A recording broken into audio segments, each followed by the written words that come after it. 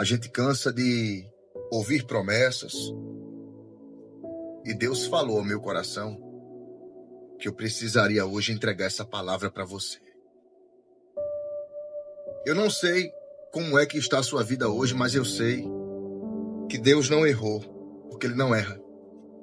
Deus não errou em permitir que você viesse receber essa palavra e ouvir essa mensagem. Deus também não errou ao direcionar você para cá. Então presta muita atenção nisso aqui, porque sua pausa aqui é uma direção de Deus para a sua vida hoje. E eu não acredito em coincidência. Eu não acredito que você chegou aqui à toa. Ah, foi coincidência, foi o acaso. Não foi, foi Deus. Então presta muita atenção.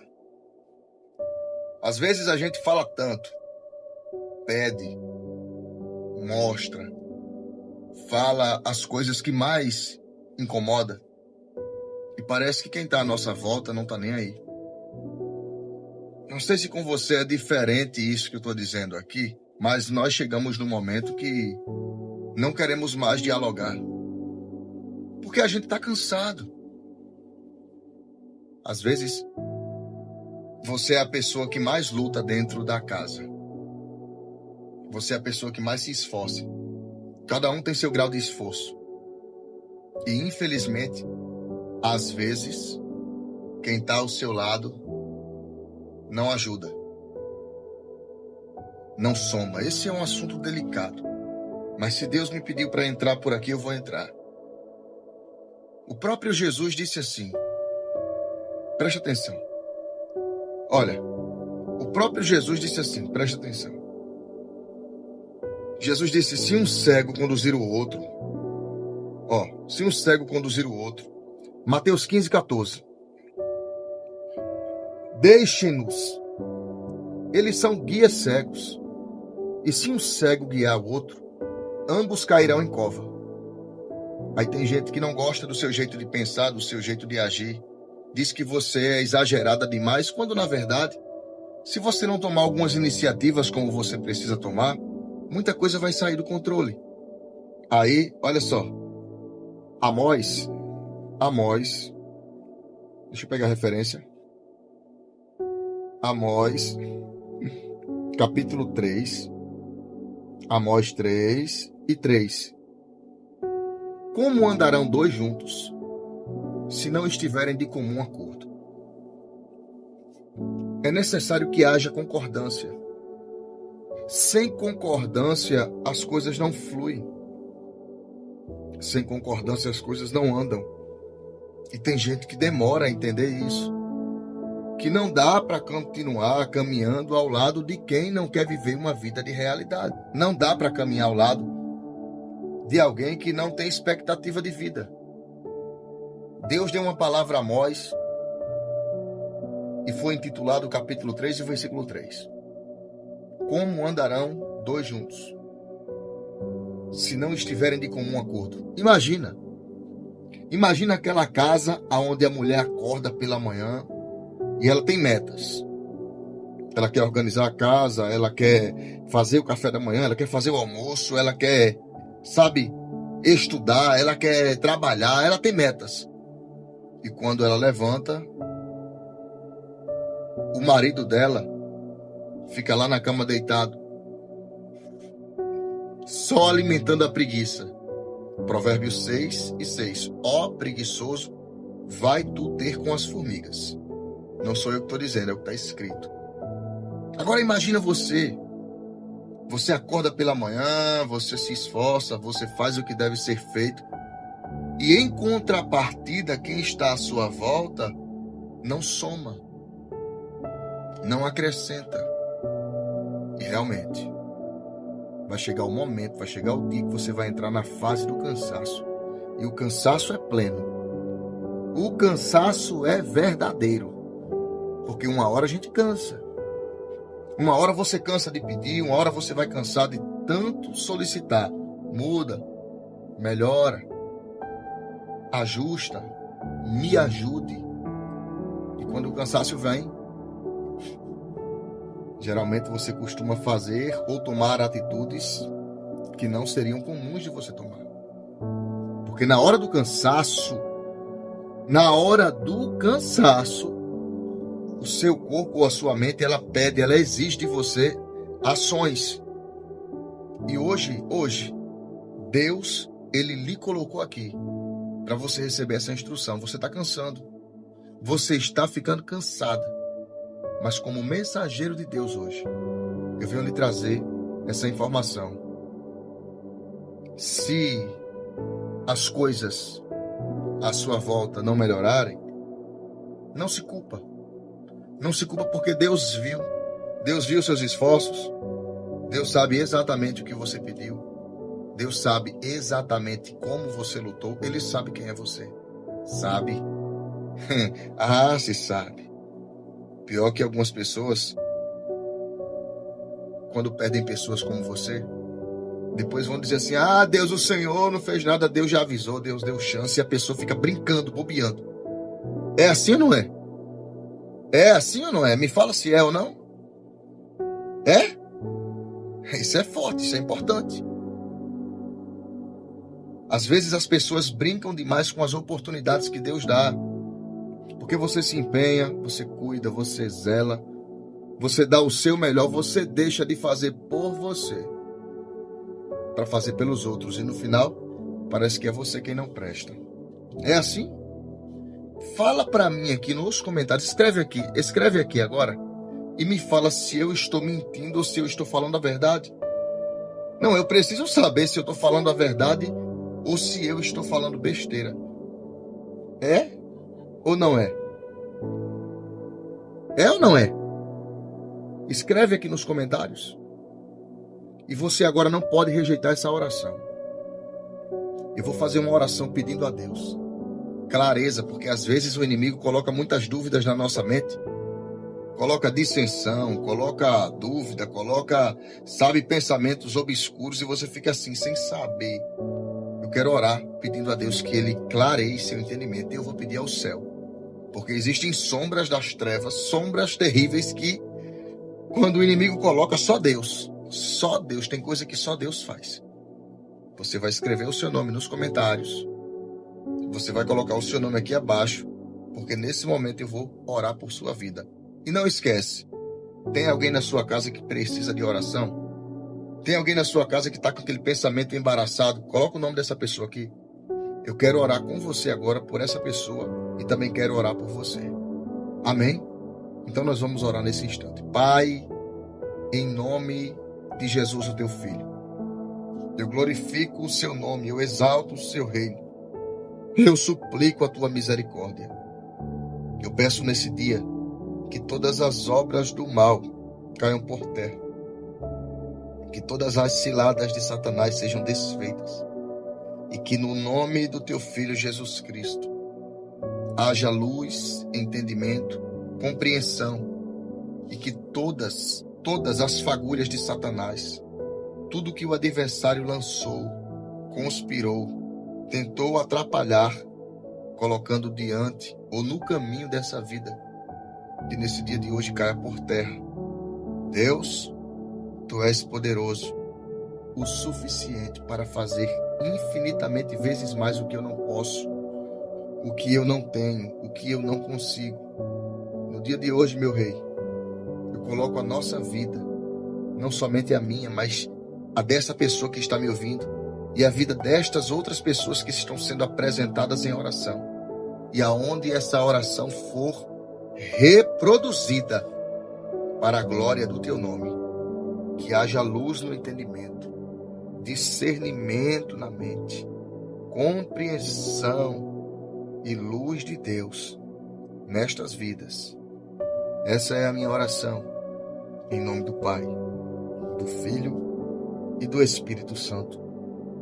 Você de posse de vitória, escreve aqui, eu tomo posse. E não esqueça, eu vou lançar esse desafio a você. Eu lhe desafio a clicar nessa setinha aqui embaixo, nessa seta de baixo, e mandar para pelo menos 2 pessoas. Abençoe 2 vidas hoje. Você deveria se orgulhar de você. Você deveria levar mais a sério esse esforço que você tem feito.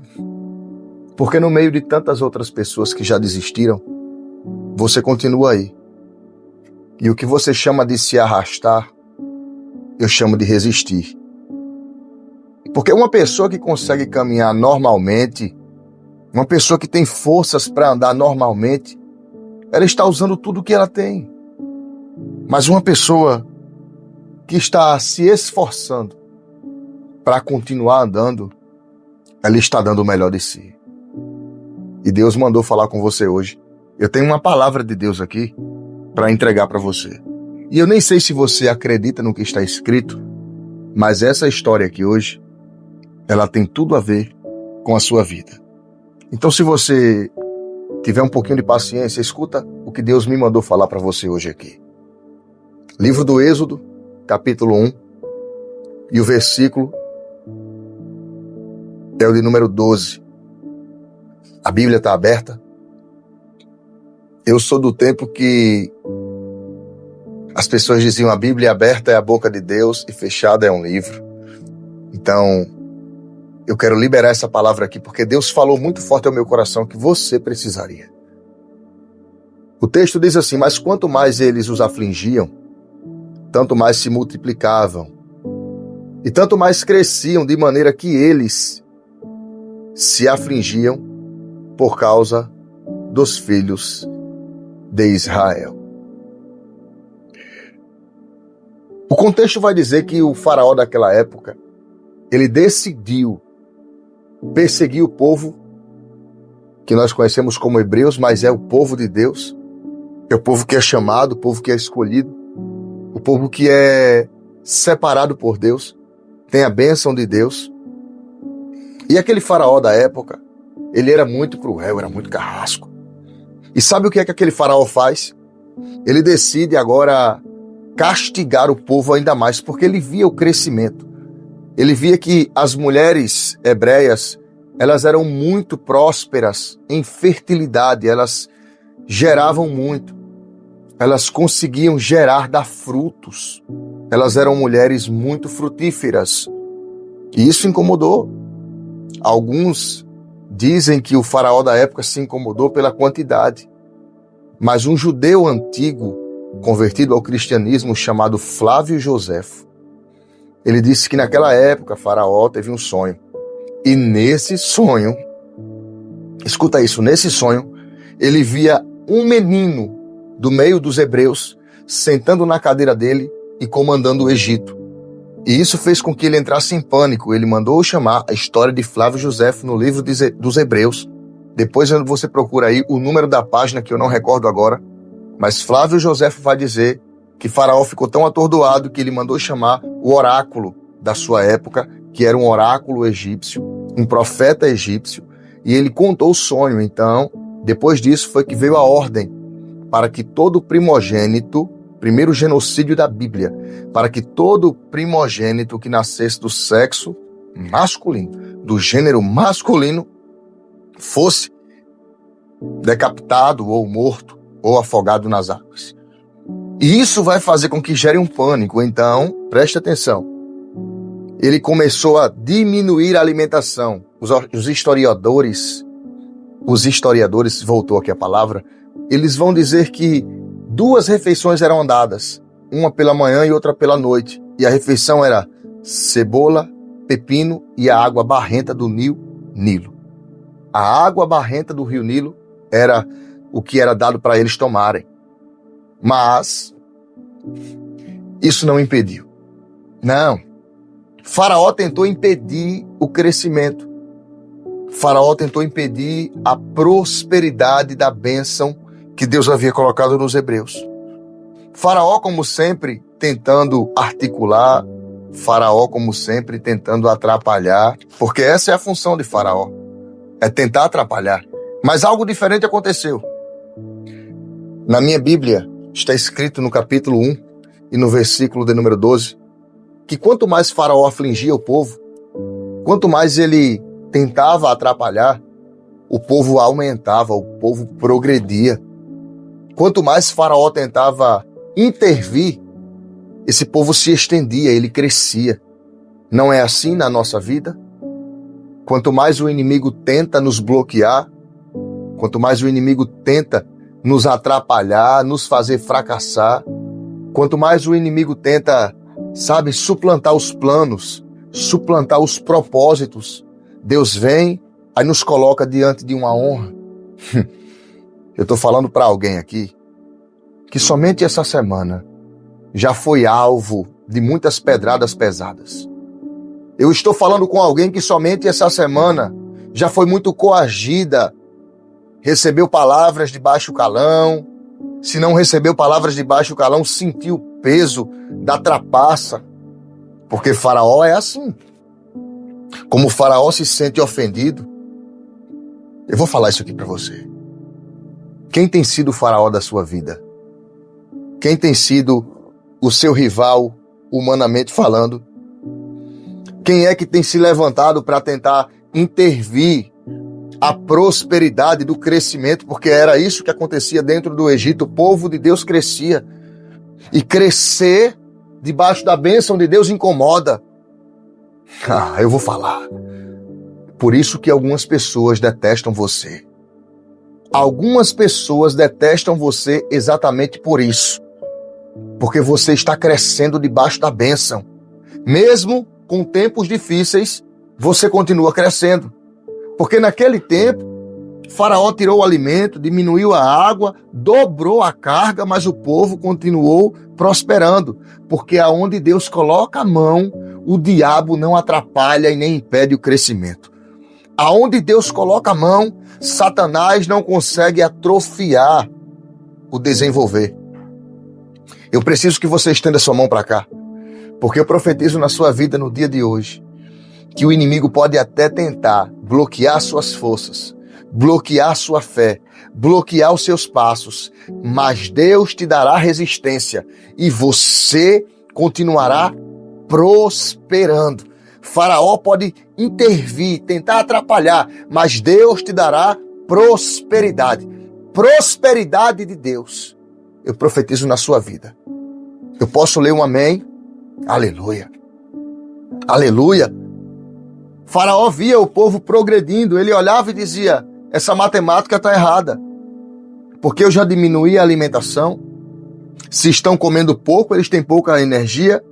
Aumentei a carga. Aumentei a quantidade de horas a trabalhar. Mas o povo continua prosperando. Quantas vezes você levanta e diz assim, hoje eu não vou fazer nada. Quantas vezes você levanta e diz, hoje vai ser apenas eu e eu vou ficar aqui, ponto. Aí de repente aquela força vem, lhe sustenta, lhe levanta, lhe mantém, e você diz assim, mas eu estava caída agora, eu estava desanimada. Ei, deixa eu te dizer uma coisa, as aflições dessa vida não são potentes o suficiente para fazer com que a mão de Deus fique parada ao teu favor. Você entende isso? As aflições dessa vida não são fortes o suficiente para parar você. Eu não sei quem é você, eu não conheço sua história, mas Deus lhe diz hoje assim, pode levantar Faraó, pode entrar escassez, pode entrar a crise, mas você continuará firme, firme, firme e forte. Você crê nessa palavra? Você acredita nisso? É sério. Você acredita? Porque eu não sei de onde você me escuta, mas o Faraó que tem bloqueado a sua prosperidade, o seu caminho, e aquilo que você tem de melhor, está caindo por terra hoje. Está caindo por terra hoje. Eu vou ler mais uma vez para você guardar. E quanto mais eles os afligiam, tanto mais se multiplicavam e tanto mais cresciam, de maneira que eles se afligiam por causa dos filhos de Israel. Faraó olhava e dizia, essa matemática não está certa. Não é para esse povo crescer como tem crescido. Não é para esse povo evoluir como tem evoluído. E Deus lhe trouxe hoje para dizer, com crise ou sem crise você vai prosperar, porque você carrega a bênção de Deus